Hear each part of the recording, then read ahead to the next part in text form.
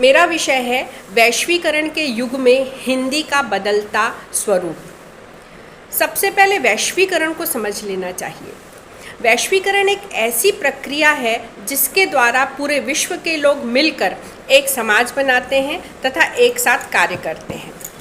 ये प्रक्रिया ऐसी है जिसमें आर्थिक, तकनीकी, सामाजिक और राजनीतिक ताकतों का संयोजन होता है और मुख्य रूप से समझा जाता है कि व्यापार या विदेशी प्रत्यक्ष निवेश के माध्यम से राष्ट्रीय अर्थव्यवस्था को अंतर्राष्ट्रीय बनाया जाए। ऊपर से देखने से तो ये कार्य आर्थिक नज़र आता है, परंतु इसका मुख्य उद्देश्य विभिन्न देशों के बीच व्यापार, निवेश, पर्यटन, सूचना, संचार, शिक्षा और साझा सांस्कृतिक मानचित्र को मजबूत करना होता है। और जब मैं कहती हूँ कि पर्यटन, सूचना, संचार, शिक्षा और साझा सांस्कृतिक मानचित्र, तो इसके लिए महत्वपूर्ण माध्यम बन जाती है भाषा। पहले जब हम अंतर्राष्ट्रीय स्तर पर देखते थे तो हिंदी को उतना व्यापक मंच दिखाई नहीं देता था जितना आज बदलते परिदृश्य में हिंदी के स्वरूप में भी हमको बदलाव दिखता है। सूचना, संचार, शिक्षा, पर्यटन और सांस्कृतिक विरासत को संभालने के लिए भाषा एक महत्वपूर्ण माध्यम है। भाषा के ही सहारे विभिन्न राष्ट्र के लोगों में मानसिक विचारों का आदान प्रदान होता है। ये भारत के लिए कोई नई बात नहीं है। भारत में पहले से भी वसुधैव कुटुंबकम की जो भावना थी, उसी को आज हम बड़े रूप में, आर्थिक रूप में वैश्वीकरण कह रहे हैं। वो भाषा जो भारत की भाषा थी, भारत के क्षेत्रीय गांवों, शहरों की भाषा थी, मुझे ये कहते हुए बहुत गर्व हो रहा है कि आज वो भाषा विश्व भाषा बन चुकी है। हिंदी जो पहले राजभाषा, राष्ट्रभाषा, संपर्क भाषा तक सीमित थी, भारत में आज वो विश्व भाषा बन चुकी है। कई देशों में तो हिंदी का इतना ज़्यादा प्रयोग हो रहा है कि संदेह होता है कि हम लघु भारत में आ चुके हैं। जैसे कि मॉरिशस, कहा जाता है कि वहाँ पर सत्यार्थ प्रकाश से जो हिंदी गई और शुरू हुई थी, उसकी यात्रा कई सोपानों को तय करती हुई आज पूरे मॉरिशस के विभिन्न पत्र पत्रिकाओं और बहुत से शिक्षा संस्थानों तक फैल चुकी है। स्वामी विवेकानंद ने जब शिकागो में भाषण दिया था, उस दिन से हिंदी ने जो यात्रा शुरू की थी। परमहंस योगानंद ने जो अमेरिका और पाश्चात्य राष्ट्रों की यात्रा के द्वारा आध्यात्मिक उत्थान के समय जो हिंदी लेके गए थे, आज वही हिंदी पूरे विश्व में लोगों का रुझान कायम करने में समर्थ है। हिंदी ने भारत में पर्यटन को भी बढ़ावा दिया। जो लोग भारत के प्रति रुझान रखते हैं, भारत आना चाहते हैं, यहाँ की संस्कृति को जानना चाहते हैं, यहाँ के लोगों को, यहाँ के आदिवासी संस्कृति को, यहाँ की भारतीय सभ्यता और इतिहास को जानना चाहते हैं, वो जानते हैं कि बिना हिंदी सीखे ये संभव नहीं। इसीलिए भारत में पर्यटन को बढ़ाने में भी हिंदी का बहुत बड़ा योगदान है। हिंदी एक वैज्ञानिक रूप से सक्षम और समर्थ भाषा है, तकनीकी रूप से श्रेष्ठ भाषा है, लचीली भाषा है, मधुर और समृद्ध भाषा है। इसका साहित्य इतना समृद्ध है कि पूरा विश्व इसके साहित्य की ओर देखता है। भाषा के बिना राष्ट्र गूंगा है और भाषा ही हमारी अस्मिता और पहचान है। और वो हिंदी जो स्वतंत्रता संग्राम के समय हमारे भारत की भाषा बनी थी, हमारी आवाज़ बनी थी, जिसे आज़ादी के बाद सर्वसम्मति से लोगों ने राजभाषा के रूप में स्वीकारा। हाँ, कुछ प्रावधान ऐसे थे जिन्हें और अच्छा होना था और बेहतर होना था, नहीं हो पाए। लेकिन मैं यहाँ पर दुष्यंत कुमार जी के इन पंक्तियों से अपनी बात कहना चाहूँगी कि इस नदी की धार से ठंडी हवा आती तो है, नाव जर्जर ही सही लहरों से टकराती तो है, एक चिंगारी कहीं से ढूंढ लाओ दोस्तों, इस दिए में तेल से भीगी हुई बाती तो है। जी हाँ, हमारे हिंदी में जो क्षमता थी, जो उसमें समृद्धि थी, उसको हमने पहचाना और आज इंटरनेट और कंप्यूटर और अंतर्जाल के माध्यम से ये हिंदी वैसे ही फल फूल रही है जैसी हमने सोचा था। भारतेंदु हरिश्चंद्र ने कहा था, जो हमारी संचालिका मैडम ने भी कहा कि निज भाषा उन्नति अहै सब उन्नति को मूल, बिन निज भाषा ज्ञान के मिटे नहीं को शूल। ये बात हमने विलंब से सही लेकिन पहचानी कि हमारी उन्नति हमारी भाषा की उन्नति में छुपी हुई है। अब यहाँ पर हो सकता है कि आज का जो युवा है जब हिंदी का प्रयोग कर रहा है तो वो उतना सजग नहीं है और इसीलिए उसकी हिंदी उतनी सुंदर, उतनी संस्कृत निष्ठ, परिनिष्ठित नहीं है। परंतु हाँ, हिंदी का प्रयोग बेझिझक कर रहे हैं, बेधड़क कर रहे हैं, लगातार कर रहे हैं। विश्व के कई विश्वविद्यालयों में हिंदी पढ़ाई जा रही है, चाहे यूके हो, यूएस हो। दुनिया के 95 देश हैं, 95 देश के अलग अलग संस्थानों में, विश्वविद्यालयों में हिंदी भाषा का अध्ययन कराया जाता है। केवल अमेरिका में ही 100 से ज़्यादा शिक्षण संस्थान है जिसमें स्कूल, कॉलेज, विश्वविद्यालय हैं जहाँ पर हिंदी पढ़ाई जाती है। आज नेटफ्लिक्स जैसे OTT प्लेटफॉर्म ये दावा करते हैं कि वो 190 से ज़्यादा देशों में उपलब्ध हैं और जब वो 190 से ज़्यादा देशों में उपलब्ध हैं तो वहाँ पर हिंदी के कंटेंट को, हिंदी के फिल्मों को, हिंदी की धारावाहिकों को, वेब सीरीज़ को और ऐसे वृत्तचित्र जिसमें हिंदी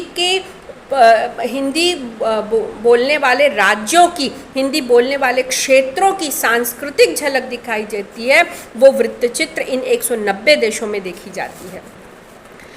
और आज जब मैं कह रही हूँ कि हिंदी का बदलता स्वरूप, तो मेरी ये जिज्ञासा होती है कि हिंदी का प्राचीन स्वरूप कैसा था, वो हिंदी कैसी थी जो निराला बोलते थे, वो हिंदी कैसी थी जो महादेवी वर्मा बोलती थी। मैंने तो सुनी नहीं। और तब मैं जाती हूँ दूरदर्शन के आर्काइव्स में जो यूट्यूब में उपलब्ध हैं और जहाँ पर मैं पुराने हिंदी साहित्यकारों के कई वीडियो और कई साक्षात्कारों को देखती हूँ और जानती हूँ कि वो इतनी सुंदर हिंदी थी जिसका स्वरूप आज बदल रहा है। हिंदी के विकास के ऐतिहासिक प्रमाण रहे हैं विश्व हिंदी सम्मेलन, जिसे 1975 में प्रारंभ किया गया था और ये शपथ ली गई थी कि हिंदी को विश्व भाषा के रूप में हम आगे बढ़ाएंगे, ये संकल्प लिया गया था। और हर वर्ष कई राष्ट्रों में विश्व हिंदी सम्मेलन आयोजित किया जाता रहा और जिस भी राष्ट्र में विश्व हिंदी सम्मेलन आयोजित होता था उसके बाद हिंदी की स्थिति उस राष्ट्र में और बेहतर हो जाती थी। हिंदी विश्व के 105 से अधिक देशों में बोली और समझी जाती है। प्रयोक्ता की दृष्टि से हिंदी विश्व में पहले तो मंदारिन और अंग्रेजी के बाद आती थी, लेकिन अब प्रयोक्ता की दृष्टि से जब देखा गया पूरे विश्व में हिंदी बोलने वालों की संख्या के हिसाब से, तो मंदारिन के बाद हिंदी द्वितीय क्रम में चली गई और अंग्रेजी तृतीय क्रम में। और अगर हम बोलियों को भी जोड़ दें, अवधी, ब्रज, इस तरह की, छत्तीसगढ़ी, इस तरह की बोलियों को भी जोड़ लें तो हिंदी पहले स्थान पर पहुंच जाती है। और मुझे बेहद गर्व है कि अब हिंदी दिवस एक तो हम 14 सितंबर को मनाते हैं और दूसरा विश्व हिंदी दिवस भी मनाया जाता है 10 जनवरी को, जो इस बात का प्रमाण है कि पूरा विश्व आज हिंदी को सीखना और बोलना चाह रहा है। अब अगर मैं देखूं कि हिंदी कहाँ कहाँ बोली जाती है तो ऐसे राष्ट्रों को मैं 4 भागों में वर्गीकृत कर सकती हूँ। पहला तो ऐसे देश जहाँ पर हिंदी बोलने वाले मूल रहवासी हैं और बहुत अधिक संख्या में है, जैसे कि मैंने मॉरिशस का नाम लिया था, जैसे कि नेपाल है, भूटान है, बांग्लादेश है, श्रीलंका, म्यांमार है, त्रिनिदाद है, गुयाना है, सूरीनाम है, फिजी है। यहाँ पर जो हिंदी भाषी लोग थे वो मजदूर बनकर गए, व्यापारी बनकर गए और वहाँ पर जाकर बस गए और ये अपने साथ साथ रामचरितमानस लेकर गए थे, रामायण लेकर गए थे, भागवत लेकर गए थे और गीता लेकर गए थे और वो वहाँ पर उन्होंने हिंदी का बोलना कहीं भी बाधित नहीं होने दिया और आज मूल रूप से वहाँ पर हिंदी बोली जाती है। हिंदी की लोक संस्कृति वहाँ पर फल फूल रही है। तो ये वो राष्ट्र हैं। दूसरे श्रेणी में वे राष्ट्र आते हैं जो भारतीय संस्कृति से प्रभावित रहे, जिसमें मूल रूप से दक्षिण पूर्वी एशियाई देश आते हैं, जिसमें इंडोनेशिया, मलेशिया, थाईलैंड, चीन, मंगोलिया, कोरिया और जापान आदि आते हैं। मित्रों, मैं आपको बताना चाहूँगी कि इन राष्ट्रों के मंदिरों में आपको रामायण के श्लोक लिखे हुए मिलेंगे, मानस के दोहे लिखे हुए, उकेरे हुए मिलेंगे। अभी भी अगर आप इन देशों में चले जाएं तो आपको रामलीलाओं का मंचन होता हुआ दिखाई पड़ेगा। ये इस तरह से हिंदी से जुड़े हुए हैं। अब उन राष्ट्रों की बात करते हैं जहाँ शैक्षणिक स्तर पर हिंदी की विश्व ख्याति बढ़ी है और वो हिंदी को विश्व की आधुनिक भाषा के रूप में जहाँ पर पढ़ाया जाता है। जैसे कि अमेरिका, ऑस्ट्रेलिया, कनाडा, यूरोप के देश जहाँ पर हिंदी को पढ़ाया जाता है, रूस, जर्मनी, फ्रांस, स्वीडन, इटली आदि देश आते हैं। ये देश जान रहे हैं कि आज के समय की ज़रूरत है कि भारत, जहाँ की जनसंख्या इतनी ज़्यादा है, भारत जो कि व्यापार का, बाज़ार का, शिक्षण का एक बड़ा केंद्र है, वहाँ की हिंदी को सीखे बिना इनकी दाल गलने वाली नहीं है।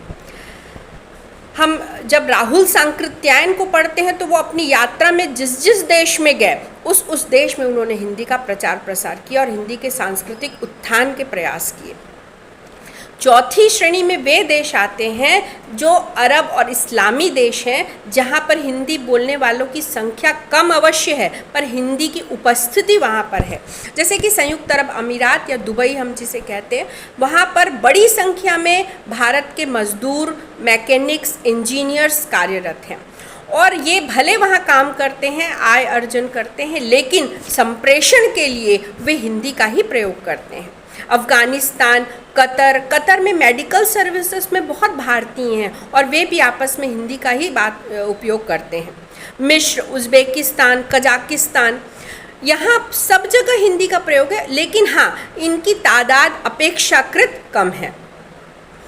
विश्व के 150 विश्वविद्यालय में तथा सैकड़ों छोटे बड़े केंद्रों में विश्वविद्यालय स्तर से लेकर शोध स्तर तक, मतलब प्राइमरी, मिडिल, हाई स्कूल के अलावा ग्रेजुएशन, पोस्ट ग्रेजुएशन और शोधार्थियों के रूप में पीएचडी करने के लिए भी हिंदी के अध्ययन अध्यापन की व्यवस्था है। ये कितनी बड़ी बात है मित्रों। जब हम दक्षिण कोरिया की बात करते हैं तो वहाँ का जो सियोल राष्ट्रीय विश्वविद्यालय है, बुसान विश्वविद्यालय है, वहाँ पर हिंदी न केवल भाषा, व्याकरण, साहित्य के रूप में पढ़ाई जाती है, बल्कि हिंदी माध्यम से इतिहास, राजनीति और अर्थव्यवस्था की भी पढ़ाई कराई जाती है। आपने देखा होगा स्टूडेंट एक्सचेंज प्रोग्राम्स होते हैं जहाँ पे विद्यार्थियों का आदान प्रदान होता है और इस तरह से हमारे विद्यार्थी जो अन्य राष्ट्रों में जाते हैं वहाँ हिंदी सिखाते हैं और अन्य राष्ट्रों के विद्यार्थी जो हमारे यहाँ आते हैं वो भी हिंदी सीख कर जाते हैं। जैसा कि हम जान रहे हैं कि भारत जो है सबसे ज़्यादा जनसंख्या वाला देश बन गया है और इस बात को हर कोई जानता है कि अगर उन्हें आर्थिक रूप से उन्नत होना है तो वो भारत के बाज़ार को भूल नहीं सकते और यहाँ पर अगर उन्हें व्यापार फैलाना है तो उन्हें हिंदी सीखनी होगी। इसीलिए आज कई बहुराष्ट्रीय कंपनियां हैं जो हिंदी भाषा को सीखने के लिए प्रोत्साहित कर रही हैं। केवल अमेरिका में 65 लाख लोग हैं जो हिंदी बोलते हैं। जब वहाँ पर भाषाई जनगणना हुई थी तो 65 लाख लोग निकले थे जो हिंदी की में बात करते हैं। ब्रिटेन, जर्मनी, लंदन, कैम्ब्रिज आदि विश्वविद्यालयों में हिंदी का निरंतर सतत अध्ययन अध्यापन हो रहा है। हम भाषाविद और समाजशास्त्री मैक्स मूलर को जानते हैं जो भारत आए थे यहाँ की सांस्कृतिक और वैदिक अध्ययन के लिए और वो हिंदी पर इतना विशद उनका अध्ययन हुआ। ऐसे ही कई समाजशास्त्री यहाँ पर आते रहे।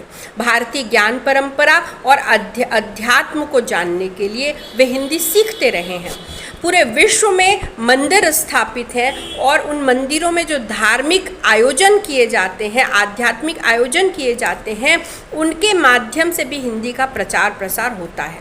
केवल हॉलैंड में ही 1 लाख से अधिक लोग हिंदी बोलते हैं। लेनिनग्राद विश्वविद्यालय में संयुक्त यूएसएसआर मतलब जो सोवियत संघ के जितने राष्ट्र थे आसपास छोटे छोटे, वे लेनिनग्राद विश्वविद्यालय में आकर हिंदी सीखते हैं। अन्य देशों में रह रहे जो भारतीय हैं, जो क्योंकि आपको पता होगा बड़ी संख्या में एनआरआईज प्रवासी भारतीय अन्य राष्ट्रों में रह रहे हैं और वे छोटे छोटे समूह बनाकर अपनी भारतीय संस्कृति और भाषा का प्रचार प्रसार करते हैं। क्योंकि मैं छत्तीसगढ़ की हूँ तो छत्तीसगढ़ के ही निवासी जो अमेरिका में रह रहे हैं उनके समूह हैं NACHA नाचा और CHANA चना, इस नाम से 2 समूह हैं जो हर उत्सव में, हर आयोजन में ये समूह जाकर वहाँ की सड़कों पर और वहाँ के कम्युनिटी हॉल्स में भारतीय संस्कृति को दिखाने के लिए बहुत से आयोजन करते हैं। चीन में 9 विश्वविद्यालय हैं जहाँ पर हिंदी का अध्यापन होता है, क्योंकि आपको पता होगा कि चीन में बहुत लेबर सस्ता है और चीनी प्रोडक्ट्स आज भारत के मार्केट में भरे पड़े हैं। उनको पता है कि अगर चीन और भारत का व्यापार होना है तो उन्हें हिंदी सीखनी पड़ेगी, जापान को सीखनी पड़ेगी, कोरिया को सीखनी पड़ेगी, क्योंकि ये इनके साथ हमारा इम्पोर्ट एक्सपोर्ट हो रहा है। तो इनकी जो हिंदी पहले इनके लिए वैकल्पिक था सीखना, अब एक अनिवार्यता हो चुकी है। बहुत गर्व का दिन था जब ऋषि सुनक ब्रिटेन के प्रधानमंत्री बने थे और हमें खुशी होती थी कि वो भारतीय मूल के हैं, उनकी पत्नी भारत की हैं और उनके जो निवास था, प्रधानमंत्री निवास था, वहाँ पर विभिन्न उत्सवों में विभिन्न अवसरों पर आयोजन होते रहते थे जहाँ पर बड़ी संख्या में भारतीय होते थे और वो आपस में हिंदी में बातें किया करते थे। तो इस तरह से आज विश्व के लगभग हर बड़े देश में हिंदी ने अपना परचम लहरा दिया है। हिंदी साहित्य को पढ़ने वालों की संख्या बहुत ज़्यादा हो गई है, इसीलिए हर राष्ट्र में आपको हिंदी लेखक मिल जाएंगे, क्योंकि अब उनको भारत आकर यहाँ पर पब्लिकेशन नहीं करना पड़ता, प्रकाशन नहीं करना पड़ता। अब अंतर्जाल के माध्यम से किसी भी राष्ट्र में बैठकर वो कोई भी कथा, कहानी, कविता या पुस्तक लिख सकता है और उसका प्रकाशन हो सकता है और वो ई बुक्स के माध्यम से वो प्रसारित हो सकती हैं।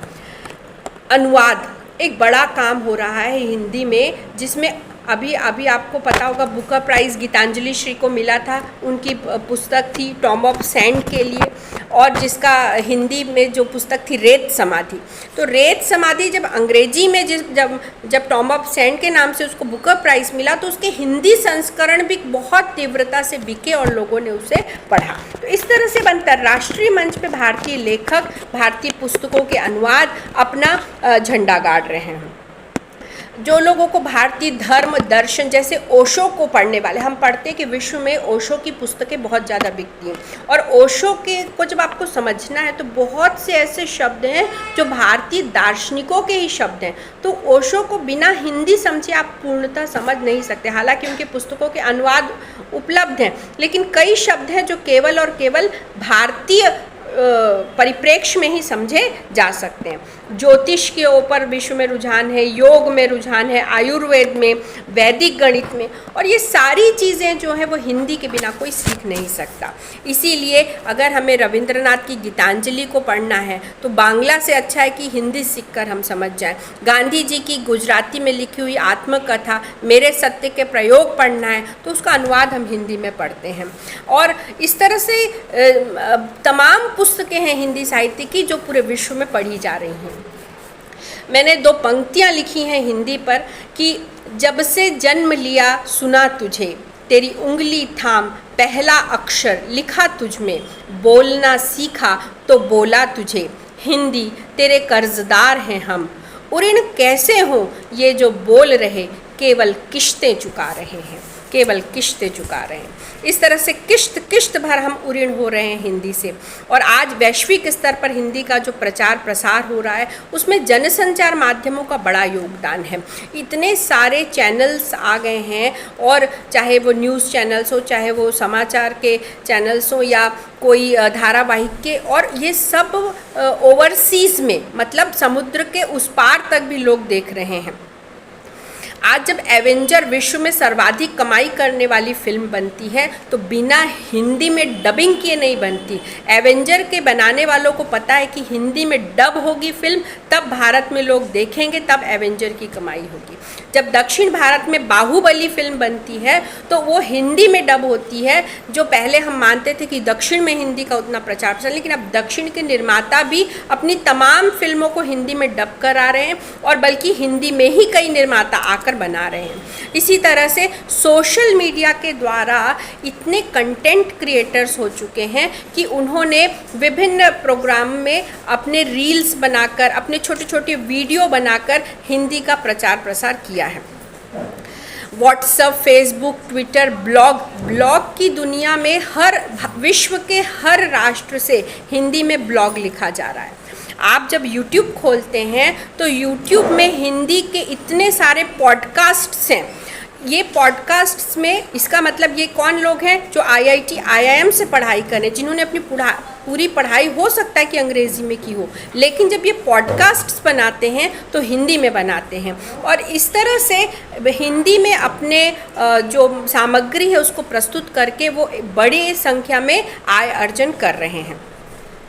जो इतने सारे वेब पोर्टल्स हैं जिसमें छोटे छोटे गांव में वेब पोर्टल्स खुल गए और वो अपने यहाँ की जो लोकल समाचार है उसको उस पोर्टल में डाल देते हैं और उस गांव का आदमी अगर अमेरिका, अफ्रीका, नॉर्वे, स्वीडन जहाँ भी बैठा है उस पोर्टल को खोलकर अपने देश का समाचार हिंदी में पढ़ता है। तो ये हिंदी का अंतर्राष्ट्रीय स्वरूप है जिस पर मुझे बहुत गर्व होता है। पहले जब हम कंप्यूटर की बात करते थे, इंटरनेट की बात करते थे तो अंग्रेजी का आधिपत्य दिखाई पड़ता था, लेकिन आज ये आधिपत्य समाप्त हो चुका है और मुझे बड़ा गर्व है कि आज हर चीज़ हिंदी में उपलब्ध है। जब हम गूगल में कुछ सर्च करते थे तो पहले विकिपीडिया अंग्रेजी में दिखाता था और अब विकिपीडिया पूछता है क्या ये कंटेंट आपको हिंदी में चाहिए और तत्काल उसको अनुवादित करके आपके लिए हिंदी में उपलब्ध कराता है। इसी तरह से गूगल ट्रांसलेट के माध्यम से हर चीज़ सरलता से हिंदी में उपलब्ध हो रही है।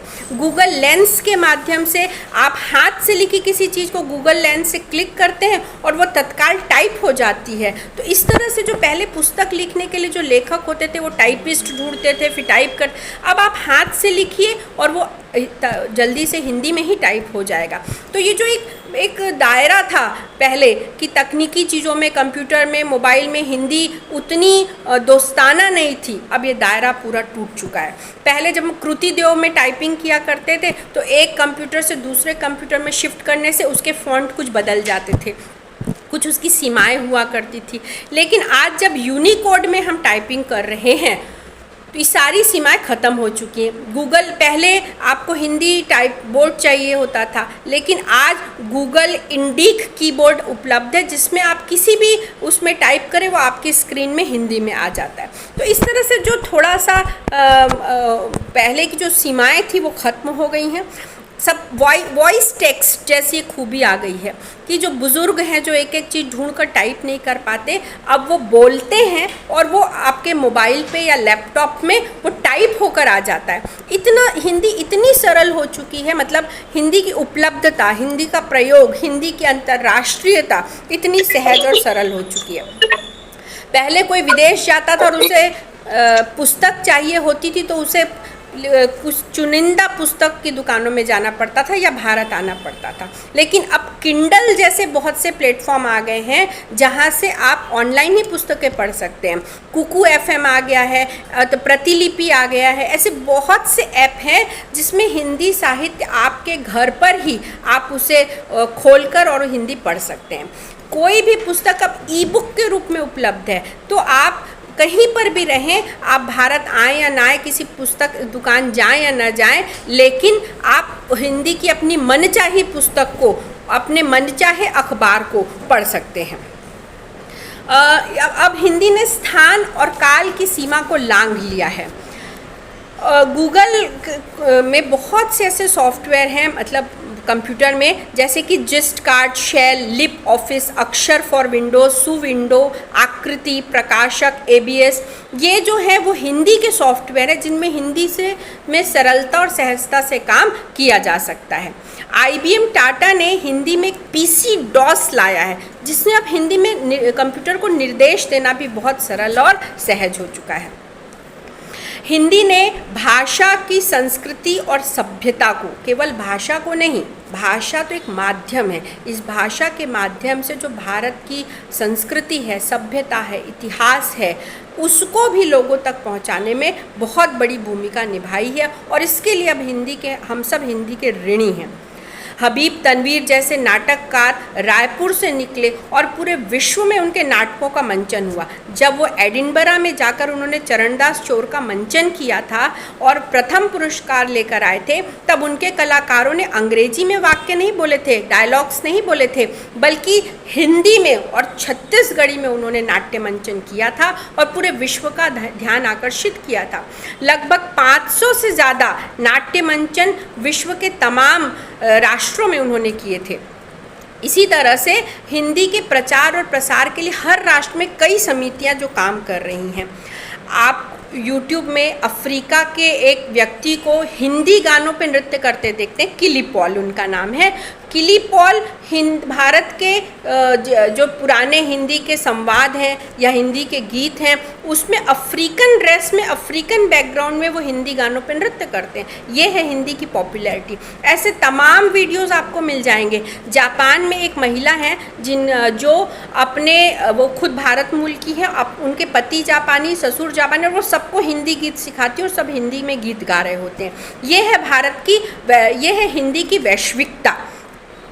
और आज जो हम ये एक वेबिनार कर रहे हैं जहाँ पर सर जुड़े हुए हैं नीदरलैंड से, और बहुत से और अन्य लोग भी अन्य राष्ट्रों से जुड़े होंगे, इस तरह के वेबिनार हिंदी को विश्व के एक मंच पर एक साथ खड़े करने का मौका देती है। इसीलिए मैं आप सबको बहुत बधाई देती हूँ। आज हमारे कई नेता हैं जो अंतर्राष्ट्रीय मंचों पर जब जाते हैं तो अपना वक्तव्य अपनी भाषा, हिंदी भाषा में देते हैं। ऐसे एक दो नहीं, कई नेता हैं जो कई राष्ट्रीय अंतर्राष्ट्रीय मंचों पर केवल और केवल हिंदी में संवाद देते हैं। आज जब अमिताभ बच्चन का कौन बनेगा करोड़पति के इतने एपिसोड्स आ चुके हैं तो मुझे गर्व होता है कि जिसे पूरे विश्व में देखा जा रहा है उसमें एक आम व्यक्ति से सदी के महानायक हिंदी में वार्तालाप करते हैं। आशुतोष राणा हो, मनोज वाजपेयी हो, स्वरा भास्कर हो, मानव कौल हो या पीयूष मिश्रा हो, ये सब हिंदी के प्रेम को बढ़ा रहे हैं। चाहे लोक कलाकार हो जैसे कि मालती जोशी, जो कि जहाँ पर भी जाती वहाँ पर हिंदी में ही अपना नृत्य, अपना अभिव्यक्ति करती हैं। आज कुमार विश्वास जब हिंदी में कविता पाठ करते हैं तो उनके शो हाउसफुल रहते हैं और विश्व के तमाम देशों में उनके कविताओं का पाठ होता है। हिंदी के जब मुझे बहुत गर्व होता है जब मैं देखती हूँ कि दुबई में हिंदी का कवि जाकर कोई कविता पाठ कर रहा है और हॉल खचाखच भरा हुआ है। इसी तरह से अन्य भी कई लेखक हैं, अन्य भी कई कलाकार हैं जो अलग अलग मंचों पर जाकर हिंदी का प्रचार और प्रसार कर रहे हैं और हिंदी को समृद्ध कर रहे हैं। तो आज हिंदी केवल भारत की भाषा नहीं है, वैश्विक भाषा है और हिंदी ने अपने आप को ढाल लिया है। हम किसी तरह की कठोरता या कड़ाई का पालन नहीं करते कि यही हिंदी है। हिंदी सलीला है। कहते हैं ना कि यूनान मिश्र रोमा सब मिट गए जहाँ से, क्या बात है कि हस्ती मिटती नहीं हमारी, सदियों रहा है दुश्मन दौरे जहाँ हमारा, सारे जहाँ से अच्छा हिंदोस्तां हमारा, और हिंदी है हम वतन हैं। तो इस तरह की बात लेकर आज हिंदी ने पूरे विश्व में अपना डंका बजाया है और पूरे विश्व इसके सामने नमन करता है। हिंदी को सीखने के लिए अग्रसर है, आतुर है और हिंदी का प्रचार प्रसार करने के लिए कहीं किसी किस्म की कोई बाधा मुझे दिखाई नहीं देती है। तो बस इन दो पंक्तियों के साथ अपनी वाणी को विराम दूंगी कि आओ हम सब साथी मिल, दंडक वन में से लंका का पथ खोज निकाल सके प्रतिपल, धीरे धीरे ही सही बढ़ उत्थानों में अभियानों में। एक उत्थान की ज़रूरत है, एक अभियान की ज़रूरत है और हिंदी स्वयं अपना रास्ता बनाते हुए आज विश्व पटल पर, मानचित्र पर बहुत अच्छे से चित्रित है, रेखांकित है। मैं हिंदी को नमन करते हुए अपनी वाणी को विराम देती हूँ। धन्यवाद, नमस्कार।